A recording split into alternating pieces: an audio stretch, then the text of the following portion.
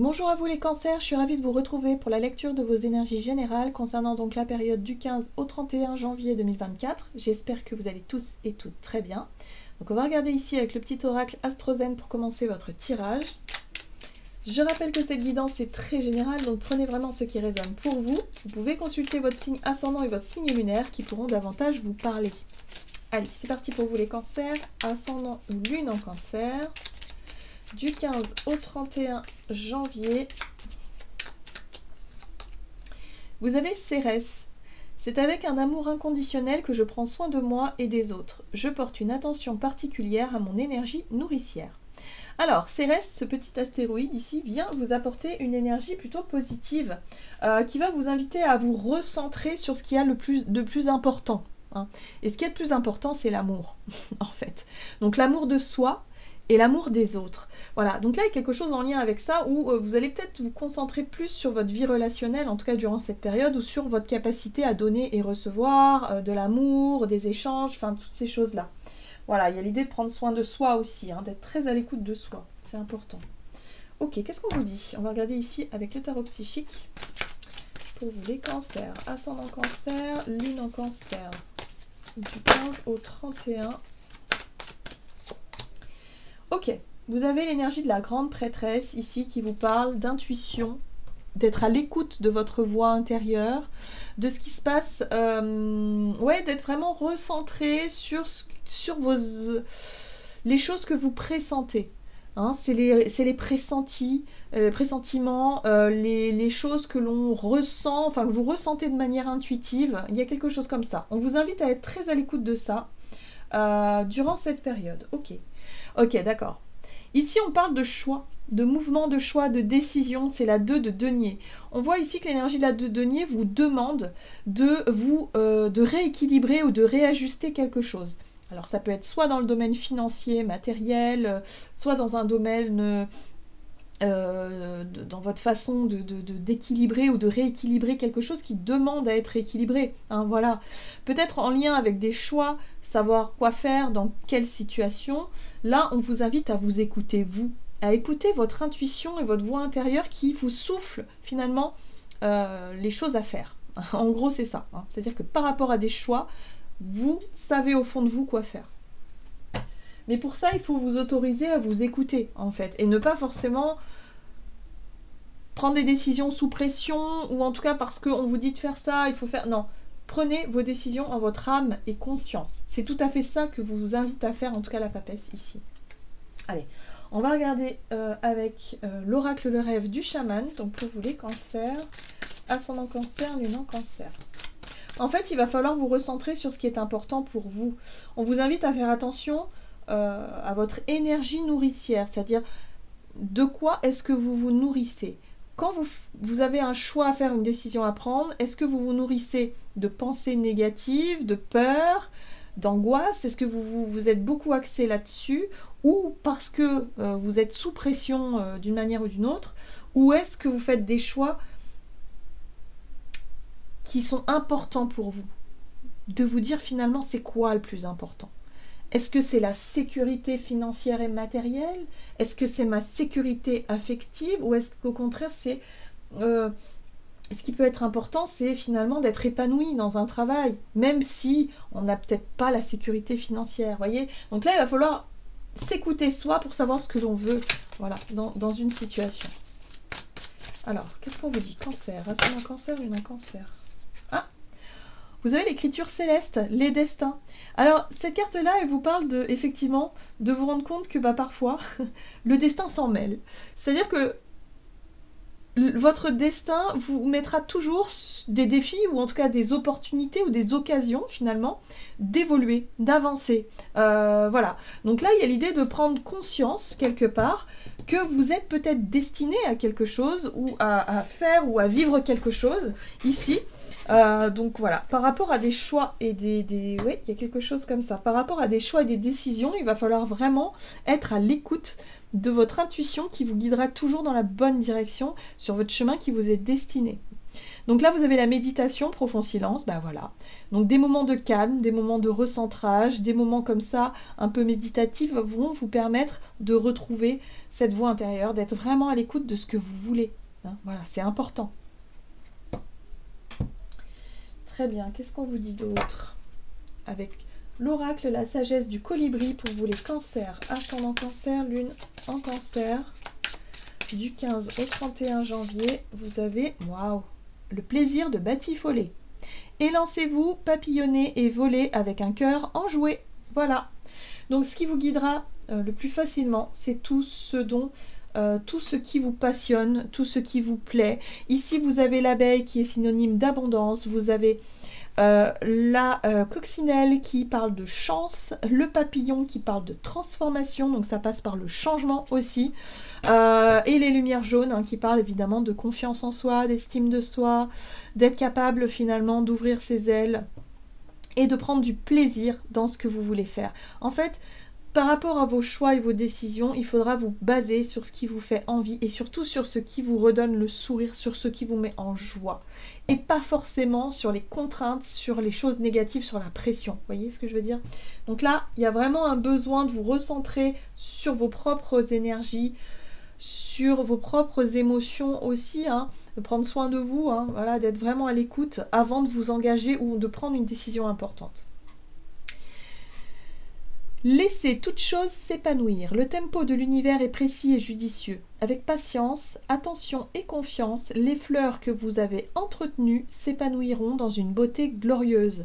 Donc ici, on vous invite aussi à garder confiance.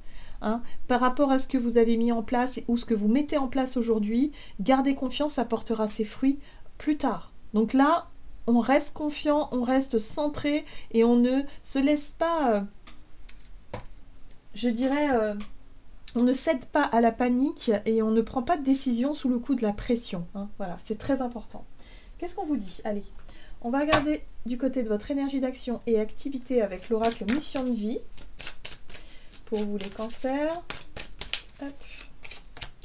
Le manque d'ancrage, vous voyez, moi je pense que vous êtes stressé. Le manque d'ancrage, c'est-à-dire que vous avez la tête pleine de plein de choses, de plein de pensées, de plein de situations où vous manquez, vous n'avez pas forcément les pieds sur terre. Vous pouvez manquer d'attention, vous pouvez voilà, avoir la tête en l'air, oublier certaines choses, ça peut être source de petits désagréments. Mais surtout, ça vous empêche finalement d'être à l'écoute de vous-même, de savoir quoi faire dans l'instant présent. Hein. Donc là, il y a un recentrage, il y a un travail d'ancrage à faire durant cette période. Ici, on parle d'entreprise familiale. Donc ça peut concerner votre vie à la maison, tout ce qui est en lien avec votre famille aussi. Voilà, il y a quelque chose de cet ordre-là qui manque un peu peut-être d'organisation, de sérieux ou quelque chose comme ça. Allez, donc, énergie d'action et activité pour vous les cancers. Donc on va regarder avec le tarot. Vous avez le roi de Pentacle, très bien. Ok, bon, il y a une difficulté. Hein. On voit que la difficulté chez vous, c'est peut-être aussi de faire fructifier ce que vous... En fait, vous avez des qualités, vous avez des compétences, et vous avez du mal à mettre ces compétences au service de quelque chose de bien réel, de bien concret ou de bien... voilà. Vous avez peut-être du mal à vous organiser. Donc pour certains, ça peut être tout simplement parce que vous manquez d'appui, de soutien, ou vous manquez tout simplement d'organisation, de structure, de quelque chose comme ça. Là, pour moi, vous avez du mal à faire fructifier. Pourtant, le roi de Pentacle, lui, il sait qu'il peut compter sur ses... qualités, sur ses compétences, sur ce qu'il a, sur ses ressources aussi, hein, sur ce qu'il peut mettre en place pour pouvoir avancer. Mais là, on voit qu'avec la 10 de bâton, c'est laborieux, c'est difficile. Vous avez du mal à faire évoluer peut-être un projet, une situation ou quelque chose. On a vu que c'était l'entreprise familiale. Donc peut-être que c'est au quotidien que c'est difficile pour vous. Vous avez du mal à vous organiser, vous avez du mal peut-être à être... ouais, à mettre toutes vos qualités... de la meilleure façon. En tout cas, là, c'est une période difficile pour vous. Vous avez peut-être du mal à joindre les deux bouts, hein, que ce soit matériellement, aussi peut-être financièrement. c'est plus difficile, quoi, parce que vous manquez peut-être de temps, mais surtout parce que vous avez du mal à voir concrètement les choses. Donc là, vous avez besoin de prendre le temps. Vous avez besoin de souffler un peu. Vous avez besoin de vous recentrer sur vous. Vous savez quoi faire. Hein. En fait, on vous rappelle que vous savez quoi faire, c'est important. On vous dit surtout la joie. Reprenez du plaisir dans votre quotidien, reprenez du plaisir dans ce que vous faites et vous allez vous sentir, vous ressentir aligné en fait, à votre juste place.